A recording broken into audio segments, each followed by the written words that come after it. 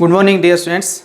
आज के इस लेक्चर में हम वाई पैरामीटर्स की सहायता से 4 टर्मिनल नेटवर्क का इक्विवेलेंट सर्किट बनाएंगे। पिछले लेक्चर में हमने जेड पैरामीटर की सहायता से 4 टर्मिनल नेटवर्क का इक्विवेलेंट सर्किट बनाना सीखा। चलिए आज देखते हैं कि वाई पैरामीटर्स की सहायता से इक्विवेलेंट सर्किट कैसे बनाते हैं। वाई पैरामीटर्स में जो 4 टर्मिनल नेटवर्क के समीकरण थे वो इस प्रकार थे। I1 बराबर Y11 into V1 plus Y12 into V2 और I2 जो था वो क्या था Y21 into V1 plus Y22 into V2 था। Y11 को हम YI कहते हैं इनपुट एडमिटेंस और Y12 को हम YR भी लिखते हैं। ये क्या था? Reverse transfer impedance. और Y21 क्या था? फॉरवर्ड ट्रांसफर एडमिटेंस था। YF कहते हैं इसको। और Y22 को क्या कहते हैं? YO कहते हैं, यानी आउटपुट एडमिटेंस। और ये कब? जब टर्मिनल क्या हो? शॉर्ट सर्किट हो। इसके लिए आउटपुट टर्मिनल क्या हो? शॉर्ट सर्किट हो। और इसके लिए इनपुट टर्मिनल क्या हो? शॉर्ट सर्किट हो। इसके लिए आउटपुट टर्मिनल शॉर्ट सर्किट हो और इसके लिए इनपुट टर्मिनल क्या हो? शॉर्ट सर्किट हो। तो ये क्या है? इनपुट इम्पीडेंस है। ये क्या है? रिवर्स ट्रांसफर इनपुट एडमिटेंस है। ये क्या है? Reverse transfer admittance. और ये क्या है? Forward transfer admittance. और ये क्या है? Output admittance. सभी की जो विमाएं हैं वो एडमिटेंस की हैं। चलिए इसकी सहायता से हम परिपथ बनाएं। तो ये इनपुट टर्मिनल ले लेते हैं और ये वोल्टेज क्या है? इनपुट वोल्टेज V1 और ये इनपुट करंट क्या है? I1 है। और इधर हम क्या लेंगे? आउटपुट टर्मिनल लेंगे।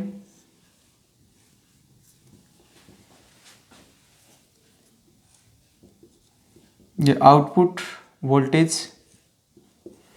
V2 और आउटपुट करंट I2। ये यहाँ पॉजिटिव साइन, यहाँ नेगेटिव, यहाँ पॉजिटिव और यहाँ नेगेटिव। अब देखिए कि ये धारा है, दो धाराओं से मिलकर बनी हुई है। इसका मात्रक भी किसका है? धारक, विद्युत धारक है। और इसका भी विद्युत धारा का मात्रक है, क्योंकि विद्युत धारा में विद्युत धारा जुड़ सकती है। और जुड़ने के बाद क्या बनेगी? विद्युत धारा बनेगी। बराबर के दोनों तरफ मात्रक क्या रहने चाहिए? सेम रहने चाहिए। तो ये हमें करंट चाहिए। तो हम क्या करेंगे? V1 वोल्टेज है, इसलिए Y11 इम्पीडेंस को यहां लगाएंगे। हम एडमिटेंस को यहां सेट करेंगे।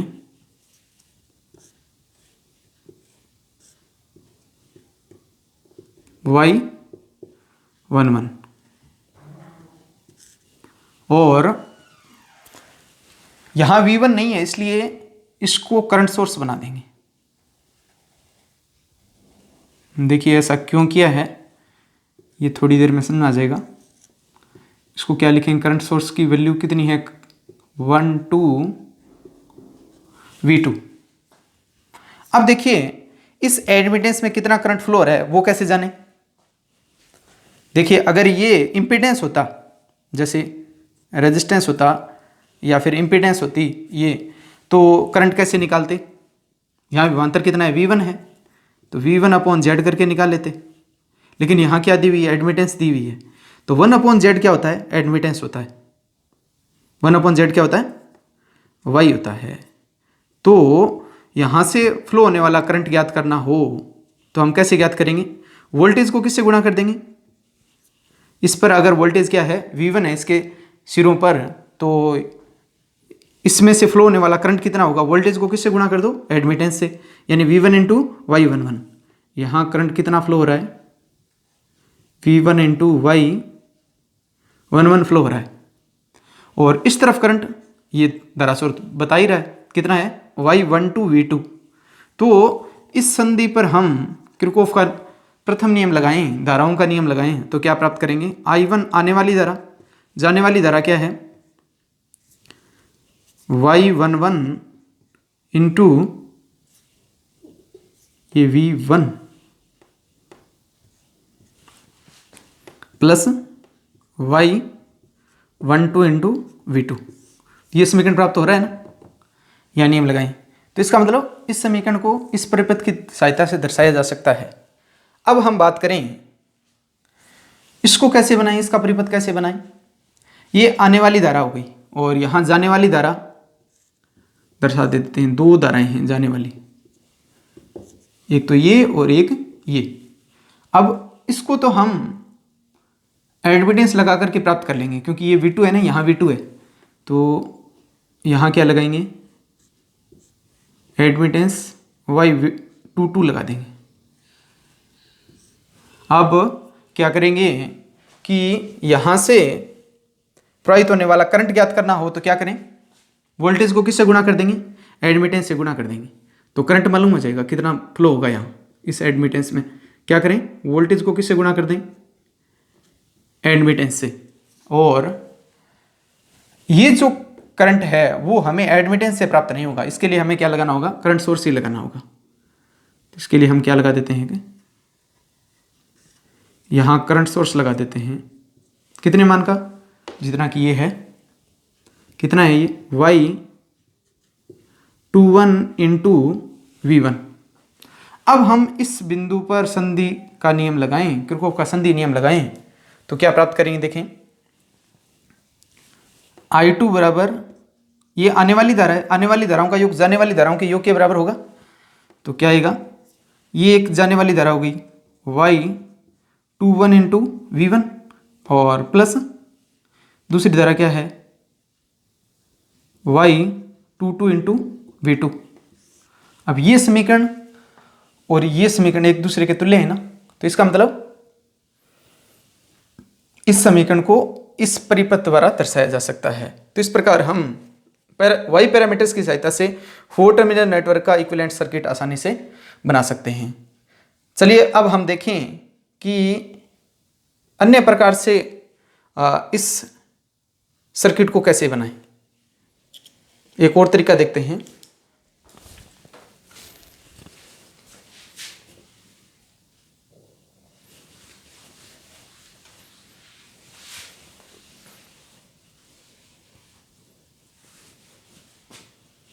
ये था Y22 इंटू V2। इसके लिए हम इस समीकरण को थोड़ा सा मॉडिफाई करते हैं। इसको हम लिखेंगे I1 बराबर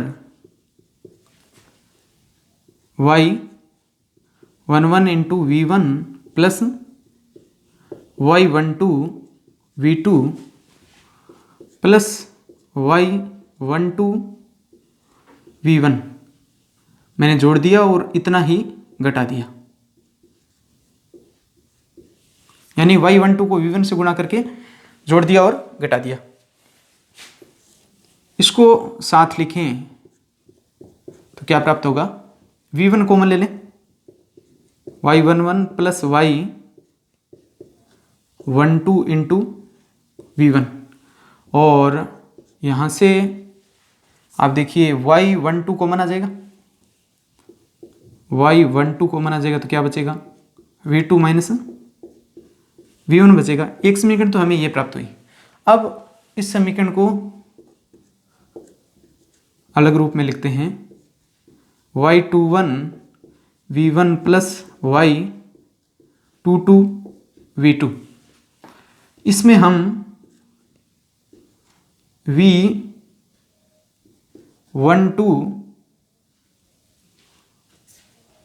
Y12 इंटू V1 जोड़ देते हैं और घटा देते हैं, और साथ ही Y12 V2 जोड़ देते हैं और घटा देते हैं। अब हम क्या करेंगे, देखिए ये 2 वाली टर्म है और ये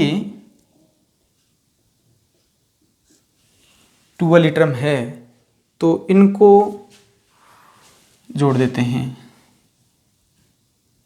पहले क्या मिलेगा, y22 plus y12 into V2, और ये दो पद तो आ गए। इसके बाद बचा एक ये और ये बदलें तो क्या मिलेगा, y21 minus y12 into V1, ये I2 आ जाएगा। ये प्राप्त हुआ, 4 पद आ गए। अब क्या बचा, अब ये बचा प्लस y12 कॉमन आया, V1 माइनस V2 बचा। अब इन समीकरणों को परिपथ में दर्शाते हैं। तो क्या करेंगे, देखिए उसी प्रकार से जैसा कि हमने पहले किया, इनपुट व आउटपुट टर्मिनल बना लेते हैं।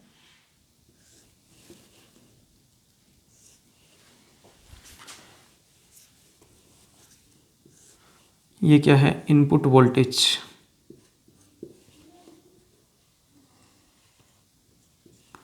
और ये क्या है, इनपुट करंट।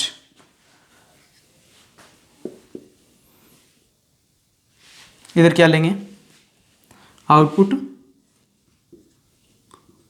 Voltage,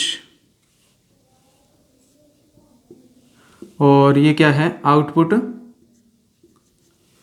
current.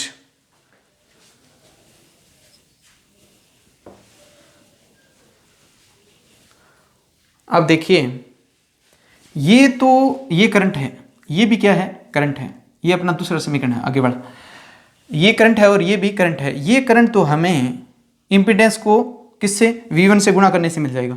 इसलिए हम क्या करेंगे, यहाँ एक इम्पीडेंस लगा देते हैं।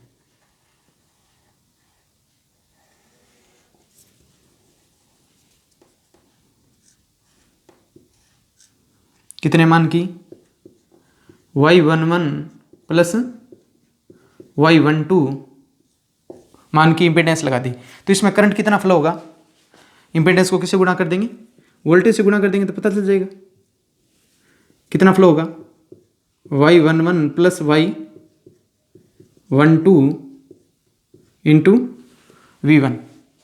एक तो ये करंट आ गया, दूसरा करंट ये ऐसे नहीं आने वाला, तो इसके लिए क्या करें हम, इसके लिए हम ये करंट सोर्स ही लगा देते हैं यहाँ। देखिए करंट सोर्स लगा दिया मैंने, कितने मान का लगाएं, जितना कि ये है, कितना आएगा, y12 V2 माइनस V1 मान का मैंने क्या लगा दिया, करंट सोर्स लगा दिया। अब ये आगे परिपथ को आपस में जोड़ेंगे, लेकिन यहां पर अब देखें किरचॉफ का संधि नियम लगाएं तो क्या प्राप्त होगा, आने वाली धारा कितनी है, I1, और जाने वाली धारा क्या है, y1 plus y12 into V1, और दूसरी जाने वाली धारा क्या है, y12 V2 माइनस V1। आने वाली धारा का योग किसके बराबर हुआ, जाने वाली धाराओं के योग के बराबर हुआ। तो हमें ये समीकरण मिल गया। इसका मतलब इसको, इस समीकरण को इस प्रकार लिखा जा सकता है। अब देखिए इनको आपस में अटैच कर देते हैं। अब हमें ये समीकरण प्राप्त करनी है इस परिपथ की सहायता से, तो हम क्या करें, ये पद तो हमें एडमिटेंस से प्राप्त हो जाएगा, क्योंकि ये वोल्टेज है V2, यहाँ V2 है, तो ये तो यहाँ क्या लगा देते हैं, यहाँ हम लगाते हैं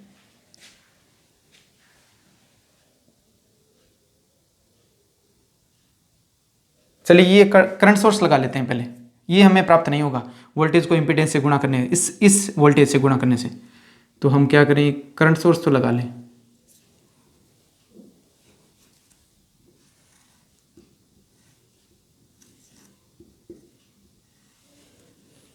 क्या आएगा, y21 minus y12 into V1। ये करंट सोर्स लगा दिया, ये करंट तो आ गया। अब हम बात करें, ये देखिए वोल्टेज को इम्पीडेंस से गुणा करने से आ रहा है, तो हम क्या करेंगे, यहां ये एडमिटेंस लगा देते हैं।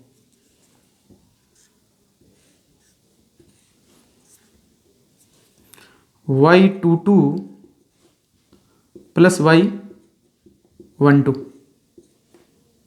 ये आ गया। अब देखिए यहां इसमें कितना करंट फ्लो हो रहा है, क्या करें, इस पर वोल्टेज कितनी है, ये समांतर क्रम में है ना, इसलिए इस पर भी वोल्टेज कितनी है, V2 है। तो वोल्टेज को किससे गुणा कर दो, एडमिटेंस से गुणा कर दो, तो उस एडमिटेंस में से प्रवाहित होने वाला क्या आ जाता है, करंट आ जाता है। तो यहाँ करंट कितना फ्लो हो रहा है, देखें वोल्टेज को किससे गुणा करें, एडमिटेंस से, y22 plus y12 into V2, और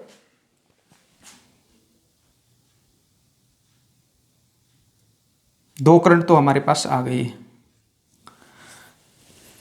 ये तो यहां फ्लो हो ही रहा है, करंट सोर्स लगाए। इसमें से ऐसा करें कि माइनस कॉमन ले लें, तो क्या आएगा, V2 माइनस V1 आ जाएगा। और इस टर्म को हम इस तरफ लिख लें, इसको प्लस बनाने के लिए,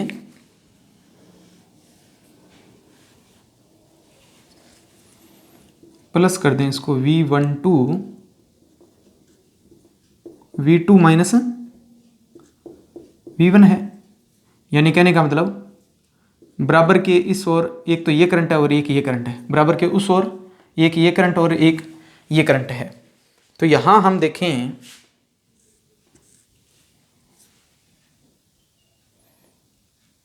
यहां हम नियम लगाएं, तो इसको सरलता के लिए एक बार आपस में जोड़ देते हैं, एक ही बात है, इन वायर्स को आपस में जोड़ देते हैं, समझना क्या हो जाएगा, आसान हो जाएगा। अब देखिए इस बिंदु पर हम संधि नियम लगाएं तो क्या पाएंगे, क्योंकि बीच में कोई इंपेडेंस नहीं थी इसलिए मैंने आपस में इनको कनेक्ट कर दिया, वरना कनेक्ट नहीं कर सकते ऐसे। तो आने वाली धारा कितनी है, देखें इस संधि बिंदु पर आने वाली है, एक तो ये और एक ये, I2 plus y12 V2 minus V1 बराबर किसके होगा, आने वाली धारा कितनी है ये, और जाने वाली ये है। तो जाने वाली कितनी है, एक तो ये है y22 plus y12 into V2, और दूसरी जाने वाली क्या है, ये है y21 minus y12 into V1। अब ये देखिए ये समीकरण और ये समीकरण एक दूसरे के तुल्य है ना, ये टर्म मैंने आगे पीछे लिख दी, कोई फर्क नहीं पड़ता इससे।